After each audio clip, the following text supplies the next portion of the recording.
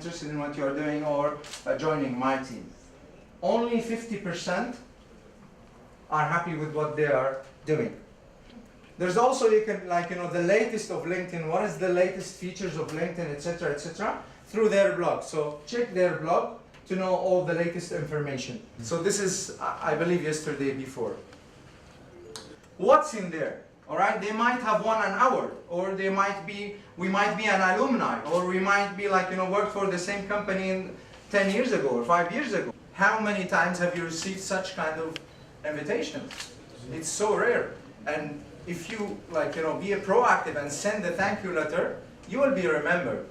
And once you are remembered, you will make business. You want to be remembered. It's like, that lady looks like, and you start describing, and that will never happen. Leads has to be you have to have their contacts, you have to be remembered, you have to share information. Are you sharing content on a daily basis or on a weekly basis on LinkedIn? Are you who's sharing on a weekly basis? Like the latest insights of your industry. So you would people, all right, if you share every single day in aviation, I would perceive you as a, someone who's into aviation, pretty much than others. Follow CEOs of your industry. Follow the shakers and movers of your industry and have their insights. You might be a content aggregator. Like today, there's so many speakers, right, from the same industry. How if you have reached those guys and you ask them, you know what, I'm writing a white paper on what it takes to make a successful SME before 2020. And you can ask those panelists one question, and their answer will be in one paragraph, and then you are the content aggregator. You've done nothing but you've been proactive. You put it there, you ask a graphic designer to make it nice and appealing, and you start sharing here. And now people in the industry who's this guy or this lady that interviewed all those speakers, well-known people in the region, and now we never heard of this person before. And now you are in the driver's seat, and people will come to you rather than going to them. So this is one of the techniques on LinkedIn. Twitter, I started with the great example of Twitter with Rizal Sheikh Mohammed. And Twitter's you don't need to be connected with those people to talk to them. Why? Because if they are on Twitter, you just can mention them, and that's it, you can talk to them. And you can put the hashtag of the whole industry, and you can speak to them in front of the whole world. How cool is that? Are you using Twitter for your business? Who's using Twitter for business, for leads? Excellent.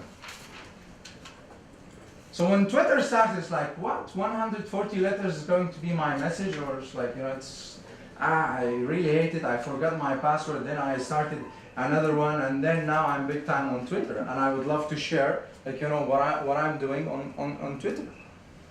So Twitter and the hashtag, who's using the right hashtags? And you've seen the hashtag pretty much everywhere, even in our talks nowadays, right? Hashtag everything, we start hashtagging. Hashtag is a very interesting concept which is started in a few years back. The beauty about it is started by normal people. I would say a genius person who started this, but it's not here, whereas there's rules and Kotler and marketing, strategy. It's a very simple yet very effective technique that been disrupting the whole communication. I would say nowadays people misuse the hashtag. There's a yin and yang for everything, right? Even for the hashtag. So might be your homework today is go home, basics of hashtags, or how to use hashtags effectively, or what is the latest trend of using hashtags, right? Etiquettes of hashtags. Etiquettes of hashtags. Thank you very much. There is an etiquette for using the hashtags. It's not a rocket science. It's something I can in 5 to 10 minutes I can read a couple of articles and off you go. You're good to be the best tweets ever. So this is how people from well-respected platforms define the hashtag. All right, it's a content aggregation device. All right, it's for engagement. It's a tool of engagement. It's not for something to have a followers. Having 10,000 of followers doesn't mean that you are influencer, or doesn't mean that this will bring you business. Why? Because you're focusing on having the number, the quality, not the quantity, not the quality. All right. So use it for as an engagement tool. The right time, the right hashtag. Here's another definition by this lady. Yesterday we went to the Arab Social Media Influencer Summit. Anyone been there? All right. So, have you seen Chris talk? So this is the guy who started the hashtag. All right, and it started by obviously bad news, which is the San Diego fire, and this is how it started. And now it's completely disrupting the conventional media. And now people, rather than using the keywords, they're using the hashtag. What is the hashtag for your industry? What is the hashtag for your business? Go and ask Google, learn what is the hashtags for my business. And you will be amazed with the results. Your client is just one step away from you. You just need to, you might find those people complaining about the industry or the service, and they are there. You just need to contact them.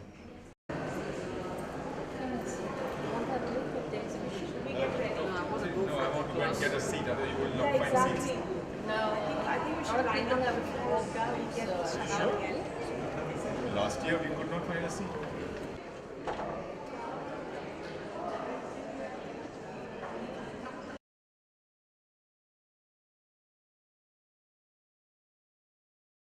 Right? What are the other fears that play out in the corporate world? And I'm not talking about big fears like losing your job or being demoted or those are the big ones. I'm talking about the small ones that really affect your job. Public speaking, Absolutely. doing a professional presentation on stage. That's the most common fear in the world, by the way.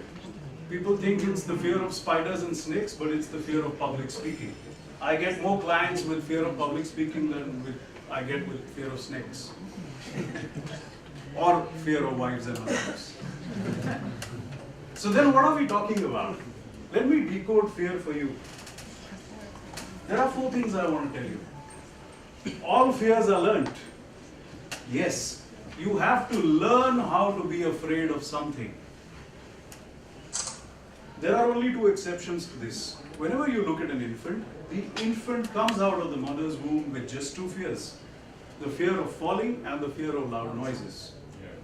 Other than that, the infant has no fear at all. Everything else is a function of what the child learns as he or she grows up. So when, for example, she's 2 years old and she goes towards the stove and puts her hand there and it's hot, she learns not to do that. Whenever she is on the side of the bed and puts her foot down and falls down, she learns that there is an area which you should not put your foot in. So fear is learned. So when you are afraid of your boss, it's not something that has been traditionally or genetically implanted inside you. You've learned to be afraid. Let me give you an example. Say 50,000 years ago, a man is walking in the jungle, and about 50 feet from where he is, he sees a rustle in the grass. Now there are 2 things that will happen. Instantly, without you even thinking, you will either prepare to fight or you will run. And that's called your fight or flight response, which is present here in the back of your brain in an area called the amygdala. Now, take the same thing and bring that scenario to your office. So instead of a tiger in the grass, you see your boss walking from the other corner of the office. And he's asked you to prepare a project which you have done nothing about. You're going to have the same response. It's either fight or flight. The point, however, is you are not going to be able to stand up and run from your cubicle. So when you have the fight or flight response, what happens is you release some neurotoxins into your system, right? Adrenaline, for example, something that instantly puts energy into your body. Cortisol, for example. These are some of the hormones some of the chemicals that your brain releases. Why is that? It's good to have fear, no risk calculation. Otherwise you might make a decision or take a step. Yeah. It's dangerous. Become aware. You become aware. Awesome. Fear. That's a very good answer. Fear brings learning. Fear brings learning. Sure. So look at it on an everyday basis. When you get out of the hotel and you cross the road saying, I'm fearless, let the cars come. Speak up at a meeting. This is a fear when you don't send out that email. This is a fear when you don't act upon that idea. When you don't quit your job and do something of your own. And this is that fear. And by the way, I'm not saying you should do that all the time. So fear protects us and makes us poor. Number 3, fear is eating into your profits. All these examples that I've given you just now, do you think they have an effect on how productive your people can be or how profitable your business can be? Of course they do. When people are not giving you the ideas, when people, which has the same title, it's an article by me, if you get a chance, do look it up. So I'm not going to spend too much time on this because we've already seen the effect. Okay, now that we've established that fear does play a part in the office, what do corporate people do about it? 2 answers, either the carrot or the stick. What is the carrot? Well, yes. Well, you can't be afraid of this. There is an incentive waiting for you after you do this. That's the carrot. Well, you can't be afraid of this. If you do this, you will lose your job. That's the stick. So there are only 2 solutions in the corporate world. Either it's the carrot or the stick. What I'm telling you is that as employers, if you really want to do something for your employees to be able to make them to be more passionate, be more happy, be more engaged, what causes fear inside them? So you could either induce it or reduce it. That's the skill you will have. Let me move on to my 3rd story. I have a friend in Mumbai who has this car. And I know him for many years now. And every time I travel in his car, he has the same driver. It's been about 10 years now he's had the same driver. And this driver is somebody who goes out of his way to make life really good for my friend. Beyond doing the little courteous things like opening the door and making sure that the car is clean and the AC has started before he sits inside. He goes out of his way. He would probably go buy groceries, look after a few errands in the house. And I've seen him do that for years and years now. And I asked my friend a very simple question. I said, what do you do for this guy that he's so loyal and so good to you? Because I know for a fact that the place where he lives, good drivers are in short supply. And everybody's poaching drivers from each other. So people are wary. They don't allow you to talk to their driver. Yeah. Leave alone get you their number. So I asked him this simple question. I said, what do you do? And his answer shocked me. Do you know what he said? He said, I have bought a house for him. How many employers do I know who would buy a house for their driver? But there was a profound wisdom in that answer. He said, I haven't spent much. If you look at it, it's a low-cost housing project. It's outside the city. But I know for a fact that this person has come from a rural area, from a village. His dream is to have a house in the city. And if I fulfill that goal, that aspiration, what is he going to feel about me? What is he going to do about the job? I've taken care of one of his the brightest aspiration that he's had. And I think that made a lot of sense to me. So I started looking at corporate examples.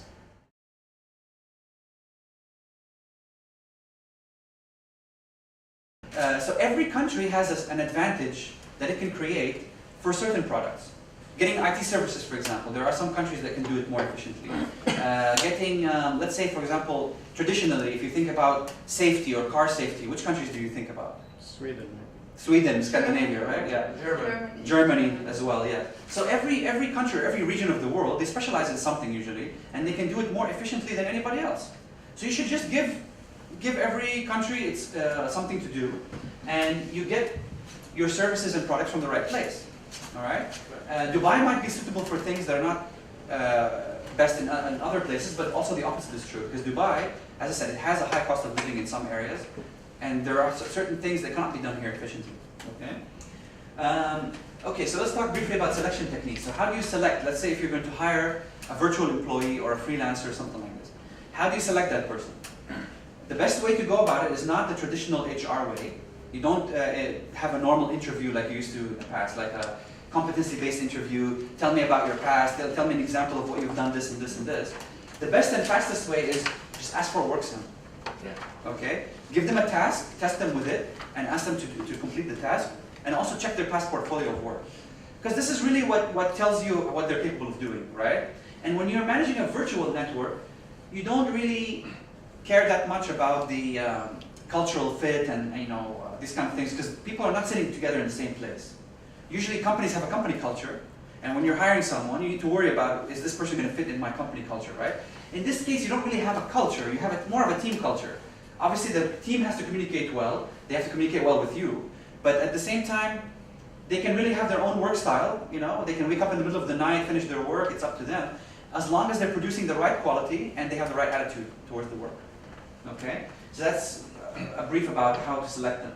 In terms of management tools, there's a lot of technological tools right now that can be used for managing the work remotely.